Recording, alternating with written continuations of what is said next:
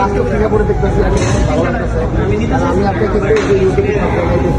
এখন আদৌ বেলা ইনশাল্লাহ আমি দেশে যে এবার চেষ্টা করব আপনাদের এইখানের যে সিচুয়েশন সব কিছু তো আমি জেনে গেলাম, আমি যে এই ক্যারেক্টারটা ফুটিয়ে তোলার চেষ্টা করবো যেন আপনারা আমার মাধ্যমে নিজেদেরকে দেখতে পান। ইনশাল্লাহ আমার জন্য দোয়া করবেন, আমি আপনাদের জন্য দোয়া করি যেন আপনারা এখানে সেফলি সুস্থভাবে এখানে থাকতে পারেন। দেশের জন্য আপনারা রেমিটেন্স পাঠান। এটা আসলে কি আমরা তো এমনিতেই ঘোরাফেরা করি, যাই করি, দেশের অর্থনৈতিক যদি আমরা করি এখান থেকে যারা আপনারা এই যে রেমিটেন্স যোদ্ধা আপনারা পাঠান বলে আমাদের দেশটা এত সচ্ছল হচ্ছে।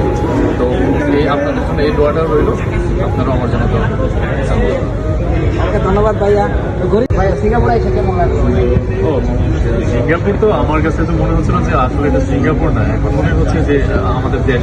কারণ হচ্ছে যেভাবে আমাদের দেশের মানুষকে পাচ্ছি কাছে পাচ্ছি, বিশেষ করে নাজর ভাই অল টাইম আমার সাথে এমন একটা পার্সন যে কিনা মানে যার কাছে আমি যাওয়ার কথা উনি নিজে আমার কাছে আসতেছে। এটা আসলে সত্যি কথা বলতে আমি মানে কি বলবো ভাইয়া, আমি নিজে গর্বিত এই বিষয়ে। না, সবসময় দেখছি আপনার লাগা আছে, তারপরও মানে মেরিনা সন্দুক